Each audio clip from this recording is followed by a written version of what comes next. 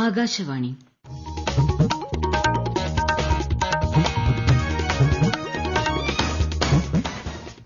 നമസ്കാരം. പ്രാദേശിക വാർത്തകൾ വായിക്കുന്നത് സീന ആന്റണി. പ്രധാന വാർത്തകൾ. മലയാളത്തിന്റെ മഹാകവിയും ജ്ഞാനപീഠ ജേതാവുമായ അക്കിത്തം അന്തരിച്ചു. തിരുവനന്തപുരം അന്താരാഷ്ട്ര വൈറോളജി ഇൻസ്റ്റിറ്റ്യൂട്ടിന്റെ ആദ്യഘട്ട പ്രവർത്തന ഉദ്ഘാടനം മുഖ്യമന്ത്രി പിണറായി വിജയൻ നിർവഹിച്ചു. സംസ്ഥാനത്ത് ഇന്നലെ കോവിഡ് സ്ഥിരീകരിച്ചത് 6244 പേർക്ക്. കോവിഡ് രോഗികളെ ഡിസ്ചാർജ് ചെയ്യാനുള്ള മാർഗ്ഗരേഖ പുതുക്കി ആരോഗ്യവകുപ്പ്. മുഖ്യമന്ത്രിയുടെ മുൻ പ്രിൻസിപ്പൽ സെക്രട്ടറി എം ശിവശങ്കറിനെ ഈ മാസം 23 വരെ അറസ്റ്റ് ചെയ്യരുതെന്ന് ഹൈക്കോടതി. ഷാർജയിൽ നടക്കുന്ന IPL ക്രിക്കറ്റ് മത്സരത്തിൽ ഇന്ന് റോയൽ ചലഞ്ചേഴ്സ് ബാംഗ്ലൂർ കിങ്സ് 11 പഞ്ചാബിനെ നേരിടും. വാർത്തകൾ വിശദമായി. മലയാളത്തിന്റെ മഹാകവിയും ജ്ഞാനപീഠ ജേതാവുമായ അക്കിത്തം അച്യുതൻ നമ്പൂതിരി വിടവാങ്ങി. 94 വയസ്സായിരുന്നു. വാർദ്ധക്യ സഹജമായ അസുഖങ്ങളെ തുടർന്ന് ചികിത്സയിലിരിക്കെ ഇന്ന് രാവിലെ തൃശൂരിലെ സ്വകാര്യ ആശുപത്രിയിലായിരുന്നു അന്ത്യം. നിരുപാധിക സ്നേഹത്തിന്റെ കുളിരരുവിയെ മനുഷ്യ മനസ്സുകളിലേക്ക് ഒഴുക്കിയ 20ാം നൂറ്റാണ്ടിന്റെ ഇതിഹാസകാരൻ ഇനി ഓർമ്മ. ഒരു പുഞ്ചിരി മറ്റുള്ളവർക്കായി ചെലവാക്കുമ്പോൾ ഹൃദയത്തിൽ നിറയുന്ന നിത്യനിർമ്മല പൗർണമി അതിർവരമ്പുകളില്ലാത്ത സ്നേഹമാകുന്നു. മനുഷ്യ സ്നേഹത്തിന്റെ കാലാതീതനായ കവി എന്ന വിശേഷണം മഹാകവി അക്കിത്തത്തിന്റെ മറ്റെല്ലാ സവിശേഷതകൾക്കും അപ്പുറത്താണ്. ജീവിതമോ നിൽക്കുന്നു ഗോളി തങ്കരാജിനെ പോലെ, വിധിയോ ഗോളടിക്കുന്ന ഡിക്രൂസിനെ പോലെ എന്നുപാടി മനുഷ്യന്റെ നിസ്സഹായതയെ യാഥാർത്ഥ്യബോധത്തോടെ സമീപിച്ച പ്രിയ കവി ദാർശനികതയുടെ മറ്റൊരു തലത്തിലേക്ക് ആസ്വാദകരുടെ കൈപിടിക്കുന്നു. സുരേഷ് എടപ്പാൾ, ആകാശവാണി ന്യൂസ്, മലപ്പുറം. കവിത, നാടകം, ചെറുകഥ, ഉപന്യാസം എന്നിങ്ങനെ 50ഓളം കൃതികൾ അക്കിത്തത്തിന്റേതായി മലയാളത്തിന് ലഭിച്ചിട്ടുണ്ട്. രാജ്യം പത്മശ്രീ നൽകി ആദരിച്ച അക്കിത്തത്തിന് കേന്ദ്ര, കേരള സാഹിത്യ അക്കാദമികളുടെ അവാർഡും എഴുത്തച്ഛൻ പുരസ്കാരവുമടക്കമുള്ള ബഹുമതികളും ലഭിച്ചു. 1956 മുതൽ ആകാശവാണിയിൽ പ്രവർത്തിച്ച ഇദ്ദേഹം 1985 വിരമിച്ചത്. സംസ്കാരം ഔദ്യോഗിക ബഹുമതികളോടെ വൈകിട്ട് 4-ന് കുമരനെല്ലൂരിലെ വീട്ടുവളപ്പിൽ നടക്കും. കവിത ഒരു വലിയ സത്യമാണെന്ന് നിരീക്ഷിക്കുകയും പഠിപ്പിക്കുകയും ചെയ്ത് ആരോടും കലഹവും കാലുഷ്യവുമില്ലാതെ വിടവാങ്ങിയ മഹാകവി അക്കിത്തം ബാക്കിവെച്ചത് ദിവ്യമായ ഒരു മനുഷ്യായുസ്സിന്റെ കവിത്വമാണ് എന്ന് ഓർമ്മിക്കുന്നു കവിയും ഗാനരചയിതാവുമായ PK ഗോപി. ജീവിതം പോലെ കവിതയും കാവ്യദർശനം പോലെ ജീവിതവും ഒരുക്കിച്ചേർത്ത ആ ശ്രേഷ്ഠ ജീവിതം നേടേണ്ടതെല്ലാം നേടി. പ്രശസ്തിയും അംഗീകാരവും വിമർശനവുമെല്ലാം താപസ നിസ്സംഗതയോടെ സ്വീകരിച്ചു. ലാളിത്യത്തിന്റെയും വിരക്തിയുടെയും നിർവാണ വിശുദ്ധിയുടെയും പരമമായ നൂലിഴയാണ് താൻ എന്ന് കവിതയിൽ കുറിച്ചിട്ടു. വജ്രം തുളച്ചിരിക്കുന്ന രത്നങ്ങൾക്കുള്ളിലൂടെ ഞാൻ കടന്നുപോന്നു, ഭാഗ്യത്താൽ വെറും നൂലായിരുന്നു ഞാൻ എന്നെഴുതാൻ കഴിയുകയാണ് യഥാർത്ഥ കവിതയുടെ പരമബോധം. സൗരമണ്ഡലം തൂകുമൊരിറ്റു കണ്ണീരിലെ സൗമ്യകാരുണ്യത്തിന്റെ കവിത്വം മടങ്ങിപ്പോയി എന്ന് കണ്ണീരോടെ കുറിച്ചിടാനേ കഴിയുന്നുള്ളൂ. ഉദാത്ത മനുഷ്യ സ്നേഹത്തിന്റെ മഹാകവിയായിരുന്നു അക്കിത്തം എന്ന് മുഖ്യമന്ത്രി അനുസ്മരിച്ചു.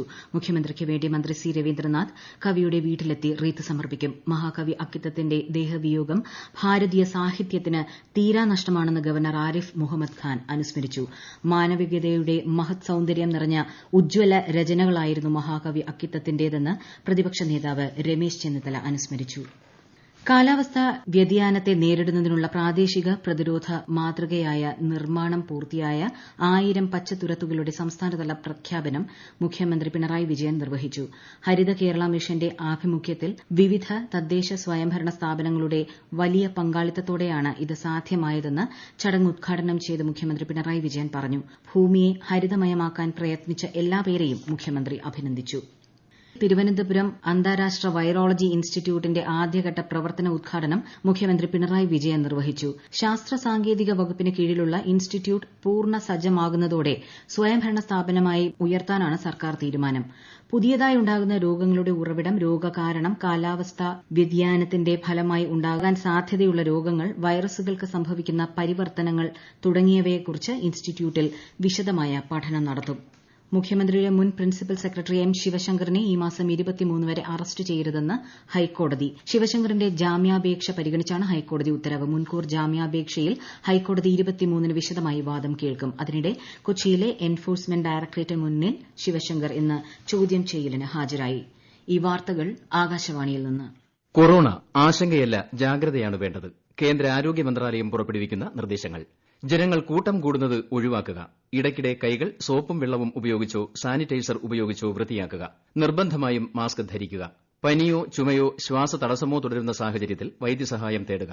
കൊറോണയെ സംബന്ധിച്ച വിവരങ്ങൾക്ക് ആരോഗ്യ മന്ത്രാലയത്തിന്റെ 1075-ലും ദിശയുടെ 1056-ലും ബന്ധപ്പെടാം.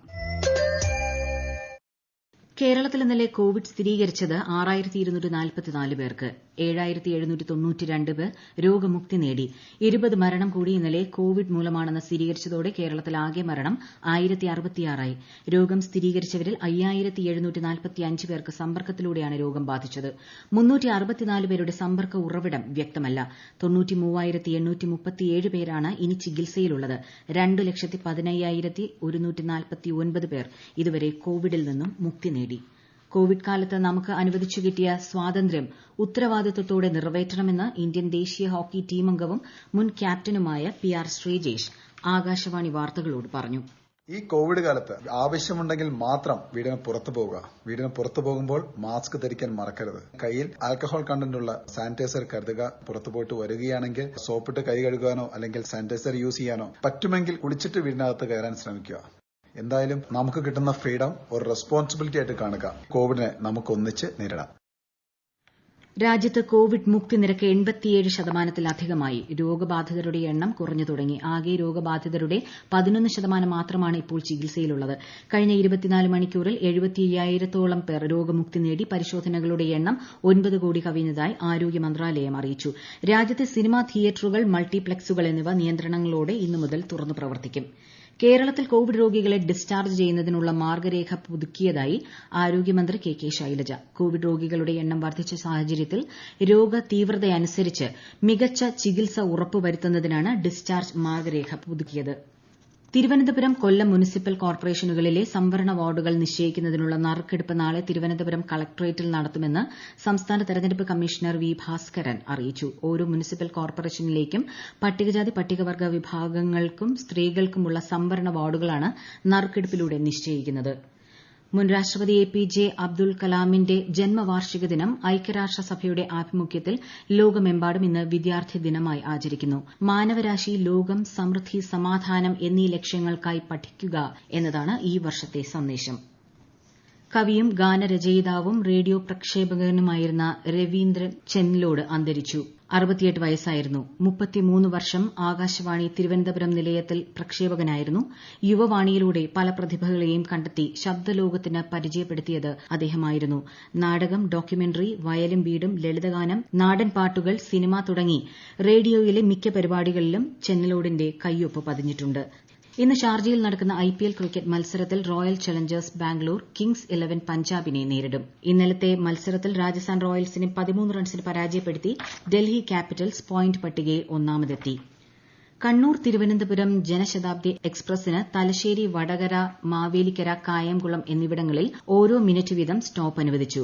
ഞായറാഴ്ചയും ബുധനാഴ്ചയും ഒഴികെയുള്ള ദിവസങ്ങളിലാണ് ജനശതാബ്ദിയുടെ കണ്ണൂരിൽ നിന്നുള്ള സർവീസ്. ചൊവ്വയും ശനിയും ഒഴികെയുള്ള ദിവസങ്ങളിലാണ് തിരുവനന്തപുരത്ത് നിന്ന് കണ്ണൂരിലേക്ക് ജനശതാബ്ദി സർവീസ് നടത്തുന്നത്. കണ്ണൂർ രാജ്യാന്തര വിമാനത്താവളത്തിലിറങ്ങിയ യാത്രക്കാരിൽ നിന്ന് കസ്റ്റംസ് 158 ഗ്രാം സ്വർണം പിടികൂടി. പ്രധാന വാർത്തകൾ വീണ്ടും. മലയാളത്തിന്റെ മഹാകവിയും ജ്ഞാനപീഠ ജേതാവുമായ അക്കിത്തം അന്തരിച്ചു. തിരുവനന്തപുരം അന്താരാഷ്ട്ര വൈറോളജി ഇൻസ്റ്റിറ്റ്യൂട്ടിന്റെ ആദ്യഘട്ട പ്രവർത്തന ഉദ്ഘാടനം മുഖ്യമന്ത്രി പിണറായി വിജയൻ നിർവഹിച്ചു. സംസ്ഥാനത്ത് ഇന്നലെ കോവിഡ് സ്ഥിരീകരിച്ചത് 6244 പേർക്ക്. കോവിഡ് രോഗികളെ ഡിസ്ചാർജ് ചെയ്യാനുള്ള മാർഗ്ഗരേഖ പുതുക്കി ആരോഗ്യവകുപ്പ്. മുഖ്യമന്ത്രിയുടെ മുൻ പ്രിൻസിപ്പൽ സെക്രട്ടറി എം ശിവശങ്കറിനെ ഈ മാസം 23 വരെ അറസ്റ്റ് ചെയ്യരുതെന്ന് ഹൈക്കോടതി. ഷാർജയിൽ നടക്കുന്ന IPL ക്രിക്കറ്റ് മത്സരത്തിൽ ഇന്ന് റോയൽ ചലഞ്ചേഴ്സ് ബാംഗ്ലൂർ കിങ്സ് 11 പഞ്ചാബിനെ നേരിടും. പ്രാദേശിക വാർത്തകൾ കഴിഞ്ഞു. ഇനി വാർത്തകൾ 12:50-ന്.